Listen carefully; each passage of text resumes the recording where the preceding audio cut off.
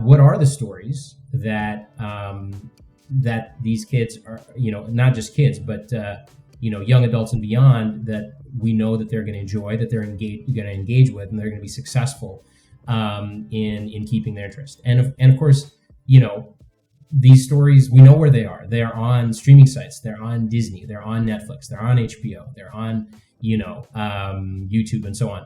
And so that's what ThinkHuman TV really is. It's taking that content that we know is popular, is critically acclaimed, is well made, well acted, emotionally compelling. We know that these young people engage with it voluntarily, and sort of, in a way, ride its coattails, use it as a vehicle to deliver the emotion science learning that we were talking about. Welcome to Startup Health Now, the podcast where we celebrate the entrepreneurs and innovators reimagining the future of health. I'm your host, Logan Plaster. Emotional regulation. It's a fancy term for something very simple and something we often take for granted. Emotional regulation is a person's ability to effectively manage and respond to any emotional experience. We do this unconsciously all throughout the day, deciding how to respond when we're cut off in traffic or when we see something we disagree with on social media. How we respond to these emotional situations can have massive ramifications for our lives, yet we don't typically spend much time thinking about them or trying to improve. My guests today, Melissa Cesarano and Ilya Lyashevsky, got their PhDs at Columbia University studying the science of this field, often called social emotional learning. Now they are taking their academic work and pouring it into a startup called Affectifi, which Startup Health backed last year. In our conversation for this podcast, we'll hear from Mel and Ilya about their unique methodology for teaching emotional regulation to young people. It's a platform called ThinkHuman, and it actually piggybacks training modules on top of popular content on streaming platforms like Netflix and Disney+. I'll let them explain how it works. Let's get to the interview. Ilya, Mel, thank you so much for joining me today for Startup Health TV, and this recording will be on the podcast. So thanks for being with me today. Very cool. Thanks, Thank Logan. you for having us, Logan. So we've talked before, and I'm really excited to get an update about Affectifi, this startup that you have built, really helping young people, but people of all ages, with emotional intelligence. And I can tell you that as the father of children who are 9 and 6, I fully ratify the challenge and the need for this in society. So I want to dive right in, but I want to start high level with this idea and the challenge of emotional intelligence, and then we'll get into the company and kind of where you're at now. First of all, how do you define emotional intelligence, and why has this become such a potent issue in 2022? Yeah, so a little bit of background. We've been teaching this course at Columbia Teachers College for a number of years, focused on sort of it's called the cognition of social and emotional learning, and it's sort of gets at the underpinnings of how key skills related to, as you just mentioned, emotional intelligence, how they work, how they develop, and these skills are things like empathy, perspective taking, emotion management or emotion regulation. And, there's a lot of names for this sort of overarching set of skills. Emotional intelligence is one. Social and emotional learning is kind of a broad umbrella term that's been used the last couple of decades, related to the development and the teaching of those skills, and in particular in the context of schools, so K through 12 and beyond. And I think, you don't need to be a researcher, right, in this area to know how much of an issue this is. And it's been highlighted sort of by the pandemic. It's also been the challenges related to mental health have been exacerbated by the pandemic. And so that experience has sort of brought to the fore the fact that,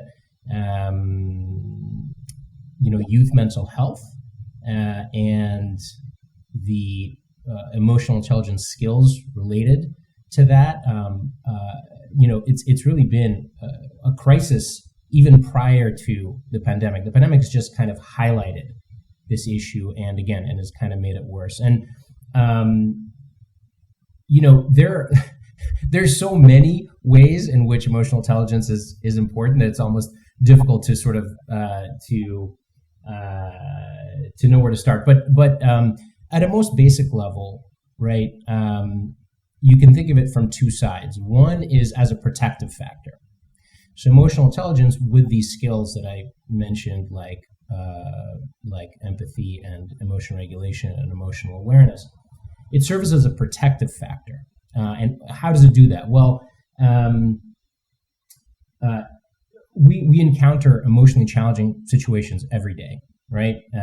Whether it's a bad score on the test, whether it's an argument with a parent or a sibling or a teacher or whoever it might be.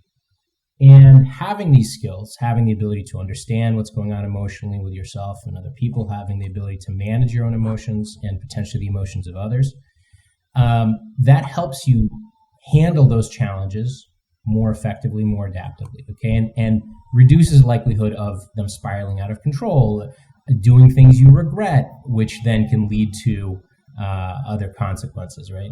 And ultimately, it reduces the likelihood of things like mental health crises, reduces the likelihood of, suicidal ideation, depression, anxiety, right? So these things that can really have lifelong consequences that can really result in, all kinds of problems besides just the emotional discomfort, loss of relationships and jobs. So it's a protective factor on the one side. And then it's also a way to help people thrive, right? To help people be more successful. Again, and it comes back to the same thing. Everything, every challenge we encounter in life is really emotional at its core. And having these skills enables you to handle those challenges more effectively, and as a result, make better decisions, be more successful in achieving your goals, be more successful academically, professionally, having better relationships, healthier relationships. So it has this sort of two-sided set of benefits, both protective and really supportive in helping people succeed. Yeah. And as I said, the issue of mental health among youth has been really getting worse over the last couple of decades, even prior to the pandemic. The pandemic has made it worse. And so this is why people have, the last couple of years have really come to realize how important it is to build those skills. Yeah. Mel, a question for you. Sometimes it's helpful to understand something by understanding what it's not.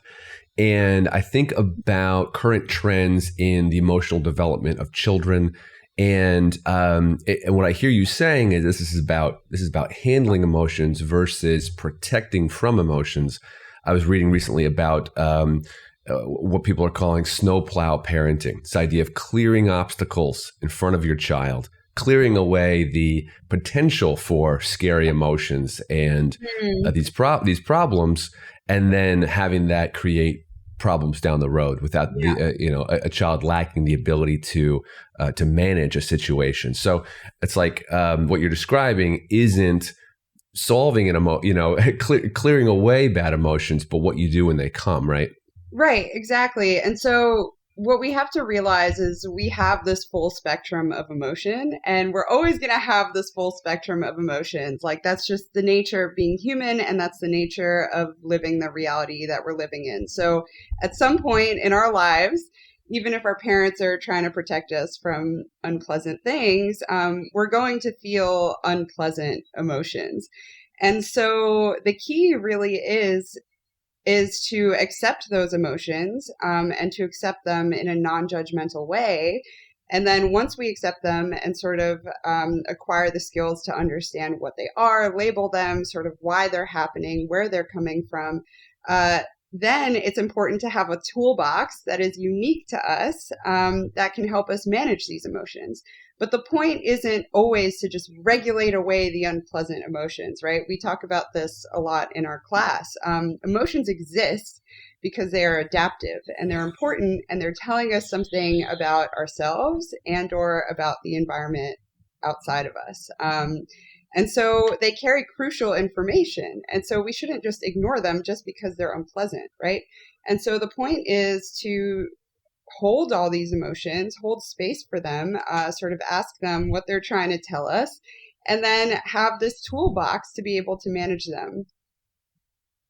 So what's really unique here is that, this for a long time has been the purview of parents or a guidance counselor or, maybe an early childhood educator. And you're taking these principles and you are bringing them to folks at scale, to many more people. So let's talk about how you take the tools of social emotional learning and you create a health tech startup out of it that can actually reach millions of people. So tell us about Affectifi and how you bridge those two worlds. Yeah. Mel, do you want to start there and I'll chime in?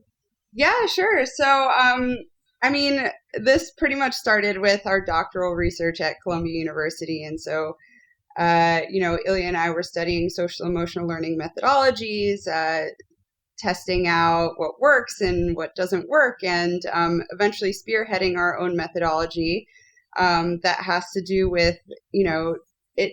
Okay, so there's this idea of deep learning, and this idea exists in the sciences and the learning sciences, the sciences and also in mathematics. And essentially what deep learning is that there's this underlying structure to a subject, right, whether it be math or science, that allows us to deeply understand that subject. And when you're faced with problems, sort of get past the surface features and get to the root of what's going on. And so, Ilya and I were really interested in, does this deep structure exist for emotions and emotional life? And so, a lot of this research predated our own research. And so what we did was we've combined a lot of what exists in the emotion science. And the methodology that we've created is called deep emotion learning. So it's essentially teaching the underlying cognitive principles of how emotions are generated and regulated. And so this is the core of our curriculum at ThinkHuman, and it's also the core of our technology. And so what's cool about that is that there are these sort of like, the laws of physics, but for emotional life. And we've embedded sort of those emotion principles into our teaching. And they are sort of the core of what drives the curriculum at ThinkHuman. And then, Ilya, you're welcome to add on to that. Yeah. Just to clarify, so Affectifi is the company, ThinkHuman is the platform. So maybe we could get into what that looks like for the user. Yeah. So it's called ThinkHuman TV, and sort of going off of what Mel said, right? So there's research that shows that particularly when you're talking about adolescents, for example, and young adults and beyond. When you're trying to teach them this kind of stuff, emotional intelligence, sort of emotional skills, it's not a great approach to be very prescriptive about it or very didactic. I like to quote this researcher named David Yeager, who wrote that, if you sound like their mom when you're trying to teach them this stuff, it shouldn't surprise us that it doesn't work. Of course, not the cool mom that we all or a cool parent that we all want to be. We all think we are, but we. But the idea being that it doesn't work to just tell people how to behave. Be nice. What's been shown to be more effective is, particularly for these older kind of learners, is helping them to understand how their emotions work, how their mind works, and then that understanding. Call it kind of like a mental model of your emotional life or your emotional system. Having that be more accurate changes how you think about emotional situations, emotional challenges. And maybe the most famous example of this is Carol Dweck's mindset interventions. This is the idea of incremental theory of ability and all kinds of things. So the notion that your ability isn't fixed or your character isn't fixed, right? That your brain is plastic, and with effort and time, it can change. And so you're not stuck being I'm not good at math, or I'm a victim of bullying. Like there's everyone changes, right? The bully might stop being a bully. You might stop being a victim. With effort, you'll become better at math. And so that changes how you approach academic failure. You have kind of this healthier attitude towards academics and learning, for example. But all of that is founded on this notion of brain plasticity. You're teaching people about this idea, which is really a principle of how your brain works. And so we've kind of taken that idea, brought it over to the social emotional realm, where we teach this comprehensive model of emotions and the different elements and principles that come into it. Now, how does that what does that actually look like in practice? Well, in ThinkHuman TV, if you start, when you start looking at how do you teach this stuff, how do you teach these principles? Well, what you come to realize is that you can't really teach them in the abstract. You can't just kind of throw them up there and expect for people to really internalize them and make use of them in the real world. You really have to ground those principles in concrete examples of human behavior, human emotions. And what that really means is really to use stories. You're using narrative. And that's very common across sort of programs and approaches to improving emotional skills and social skills, is you use stories in various ways. But now the question is, well, what kind of stories do you use? And again, if you're trying to reach and be successful with adolescents, with young adults, and kind of these more sophisticated kind of learners, you want to have content. You want to have stories that they're not just going to roll their eyes at, right? You don't want to have this sort of cheesy edutainment that we've all seen that's often neither too entertaining or too educational. And essentially, if you have these kids kind of rolling their eyes at it, you're losing them, right? And you're kind of losing your chance to teach them something. So then the question is, well, what are the stories that these kids are, not just kids, but young adults and beyond, that we know that they're going to enjoy, that they're going to engage with, and they're going to be successful in keeping their interest. And of course, these stories, we know where they are. They are on streaming sites. They're on Disney. They're on Netflix. They're on HBO. They're on, YouTube and so on. And so that's what ThinkHuman TV really is. It's taking that content that we know is popular, is critically acclaimed, is well made, well acted, emotionally compelling. We know that these young people engage with it voluntarily, and sort of, in a way, ride its coattails, use it as a vehicle to deliver the emotion science learning that we were talking about, these principles, and giving people the opportunity. And this is the third kind of key idea. The third key idea is practice. So you can teach people things, you can tell them, oh, this is what it is. But if they don't practice thinking about it that way, applying it, it's just, again, we know this from learning science and from just lived experience. It doesn't translate to real skills. And so that's the third kind of key idea, is that, well, and another reason why using this kind of media is particularly suitable for this purpose is that you're meeting them where they are. They're already on the streaming sites. Every high school student and every college student has a laptop. They're doing their homework on that laptop. They're on there. They're streaming that content. So they're already there. They have this content that they like. And so there's an opportunity to both use that content and then use it also as a context for practice, in order to solidify those skills and to give them the opportunity to really do it over and over and over again. And of course, we've introduced some other elements like gamification and some extrinsic rewards to give them a reason to stick with it. Besides, if they're in K-12 and it's just assigned to them. Mel, it makes a lot of sense to build on the success of these other narratives that people know and love, and build a platform. Have you gotten any pushback, since there is such a conversation going on around screen time and just around an over use of cell phones and too many hours on devices? Is there a pushback against that? Yeah, I mean, generally, there tends to be the question of are we just adding, more screen time, more technology time, and keeping, adolescents and young adults away from actually being embodied in the world. And, that is valid. That's valid. This is a technological solution. You are on your screen, et cetera. But we have been getting really great results. Ilya and I have been running efficacy studies. So we ran an efficacy study at Teachers College with graduate level students, and we also ran an efficacy study at LaGuardia University with undergraduate students. So these are younger students.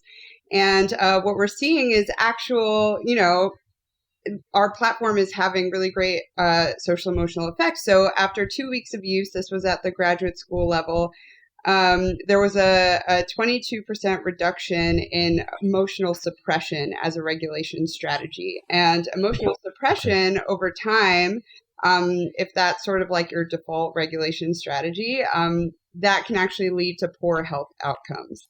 And so at the undergraduate level, we were seeing that after using ThinkHuman, the students actually had a higher emotion regulation self-efficacy, so way more confidence when managing their emotion. So yes, oh yeah, go ahead.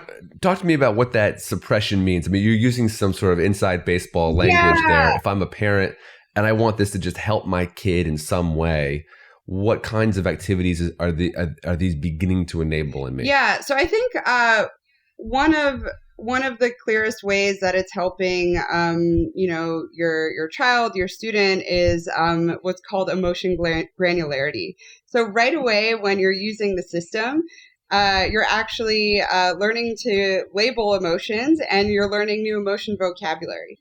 And so that is extremely important, and it has a regulatory benefit. So not only are you becoming aware of your emotions, but actually labeling emotions and recognizing those emotions via labels in yourself and others, that's regulatory. So that is one of like the immediate benefits of using ThinkHuman. And then beyond that, you're learning the causes of emotions. So why emotions are existing in the first place.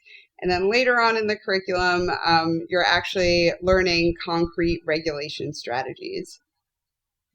And I just want to jump in really quick and add to that. One of the key things, also one of the key benefits, even if, let's say, you're doing the exercises and you're getting them wrong, let's say, what we're having the learner do is that we're asking them to pause and reflect as they're watching. So what happens is, you're getting this exercise, it pauses playback, and you're reflecting on what's going on with the character and potentially with yourself. We also have self-reflection exercises. And that act of pausing and reflecting is one of the most important things, one of the most important skills, is habit of reflection, to develop for both developing awareness of emotions in yourself, which is the very first step toward regulation, and emotions in others, which is the first step toward empathy and toward managing interactions and relationships. So this goes back to this idea of practice. So this over and over again. And this also connects to the idea that you brought up earlier, Logan, of sort of the pushback. And sort of one of the answers to that as well, to add to what Mel said, is that the kids are already on the screens. They're already there, so but now they can be on the screen and get some additional benefit out of it, right? They can develop these skills like emotion labeling and reflection and so on. So we're kind of adding this layer of emotional benefit to what's already happening. And basically, you're as a parent, Logan, you give in. There's no escape. You're having them watch Disney. It's going to happen. It's going to happen. But now you can have a way to both actually help the kids develop these key skills, and make yourself feel better at the same time. Yeah, we actually have we have these high school interns that help us prepare the narratives for Disney Plus and Netflix and Peacock, etc. And their parents are like, "Oh, we actually are so excited about them using Netflix now because we know they're getting something out of it." Yeah, interesting. And we are actually, something we may have mentioned is that we're on the cusp of getting this Phase 2 NSF grant. And part of that grant is actually going to be work to develop solutions for younger audiences, like kids that you mentioned, that you have your age and my age, kids my age as well. I have a 6-year-old, for example. So developing an experience aimed at those age groups, and one that actually works with TVs, not just laptops or computers. You've had a successful K-12 experiment in New York City. What would it look like to really scale this up? I mean, you're building a platform that can affect children at scale because it's a tech platform. What does that look like for a nationwide system of public schools and other independent schools? Yeah, so that's we're asking that same question. Well, we're in process of developing that process, and in part, it's about both facilitating the integration of the technology. So it's present, it's a browser extension. So that means some technological hurdles. Making sure that, for example, a school district clears that browser extension to get it installed, which is not particularly complicated, but it is a process. And then I would say probably the bigger and more important one is to ensure that the teachers or educators of different stripes, or maybe health educators and maybe counselors, are prepared and supported in using the technology. And so that's something that we're working on, as well as providing additional support, and we're doing it in a couple of different ways, both offering an educator guide that offers suggested activities and prompts for use in the classroom. We're also actually working with a professor at University of Oregon, Mark Van Ryzen, who is a specialist in cooperative learning, and we're working with him to develop lessons that facilitate that are designed based on cooperative learning principles to enable students to do these kinds of group activities that really help them both deepen the understanding of the emotion science principles, but also do so in a way that, again, conforms with these cooperative learning principles that on their own, just learning in that way, supports social and emotional development. So it ensures that every student participates. It ensures that everybody has their role, and so that's another thing that we're doing is developing this kind of set of lessons that teachers could just take and use in conjunction with the platform. I want to return to something, unfortunately, because my connection cut out and you kept talking and I believe it kept recording, but in case it didn't, I want to make sure I get something recorded, which is, and maybe Mel, you can answer this. I want you to actually walk me through what I missed was sort of the exact description of watching a show, having the pause moment, a list of, emotions. So can you kind of explain exactly what the experience is?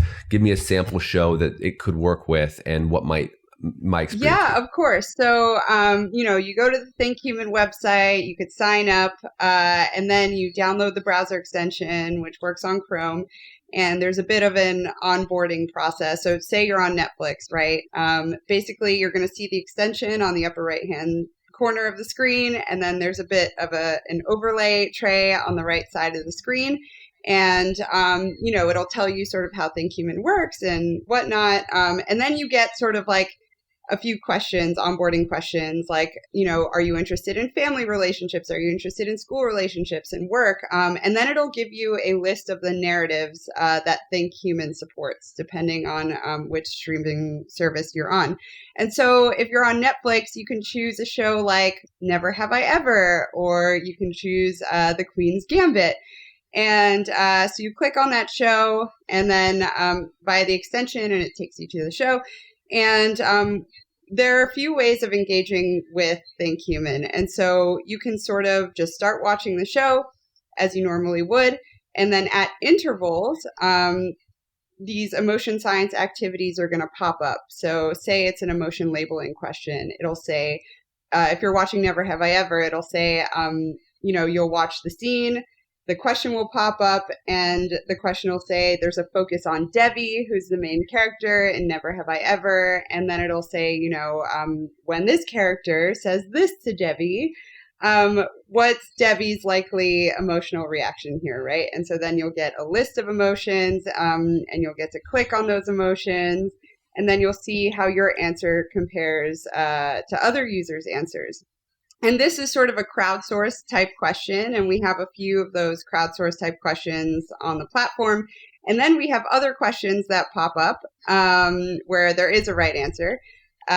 Anyway, so you answer these questions, and then once you answer the question, sort of playback resumes, and you could continue watching the show. Another way to engage with it is on the right-hand side of the screen where the extension is, you'll actually see the times for the different scenes that have emotion science activities. So instead of just like sitting through the whole narrative and waiting for the activities to pop up, a faster way to go through the system is to actually click directly on those scenes and go to the emotion science activities themselves. So a few ways to interact with the platform, a bit more of a natural experience where you're just watching the show and activities pop up, or a faster experience where you're actually navigating to those segments that have emotion science activities. And one quick thing to note is that the system allows for, it's designed to allow for really flexibility, choice, and personalization. What that means is you're not forced to watch any one title first, and there's not any one sequence of titles, right? You are free to jump between titles as you see fit. You can watch Star Wars on Disney. You can go back to Netflix and watch Never Have I Ever. And you can do that, as much as you want, and you will seamlessly progress through the training program, the sort of the default training program that we have for, high school and college. So you will get the appropriate exercise given your progress through the training and given the content that you're watching. So it gives as a user or as an educator this flexibility and this choice so that you're not, forced to go down some particular path in terms of the content. Awesome. All right. Quick final question. We've talked about your successful K-12 pilot, and you're working on this SBIR grant, I understand. So a lot happening right now. What are you most excited about the next phase? What are you working on that's coming up next? Mel, why don't you start? Ooh, I don't know if we could give away any secrets yet. I'm most excited about, we're really looking to ramp up our sales. We were talking about getting into K-12, but we're also really excited about higher education. And a new update I don't think we have mentioned is that we just recently partnered with the JED Foundation. And they provide mental health resources to, colleges, universities, as well as K through 12. And so they're a really exciting distribution partner for us. And we're just kicking off things with them. So I'm really excited about that. Nice. Ilya? Yeah, there's so we're part of this grant is aimed at developing more collaborative and more creative training. So when I say creative, the term we actually use is constructive. It's a more like inside baseball again term of basically giving the user the ability to suggest their own answer rather than pick from a list. And then more collaboration where you get feedback from other users, essentially peer review of these answers. And so that's actually going to produce deeper learning, better outcomes, and more engagement. I'm excited about that. And then the other piece that I kind of briefly touched on is working on expanding the experience to younger viewers and doing so in the context of your TV and not just the computer. So that's a big direction that we're working on and that we're excited about for and of course next year. The moonshot vision is to actually one day work with the streaming services themselves, work with content producers, work with writers, directors, and actors to sort of really integrate all of these worlds and fully respect the art as we do so. So that is a dream, but a dream that's in the future for now. Awesome. Well, it's a great dream. Mel, Ilya, co-founders of Affectifi, makers of ThinkHuman TV. Excited to get this update from you, to hear how you're working with these schools, and you're on Peacock and all these great updates. So I'm excited to hear what comes next, and really appreciate the work you're doing to help young people. Thank you for having us. Thanks very much, Logan. Thanks for having us. All right. Take care. Be well. All right. We'll catch up soon. You too. Bye-bye. Bye. Thanks for listening to Startup Health Now. Startup Health invests in health transformers around the world who are dedicated to achieving audacious health moonshots. If you want to learn how you can join this community of entrepreneurs, or if you want to connect with one of our 400 companies, go to startuphealth.com. If you'd like to learn how you can invest in our Health Moonshot Impact Fund, go to healthmoonshots.com. Thanks for listening to Startup Health Now. We'll be back again with another episode next week.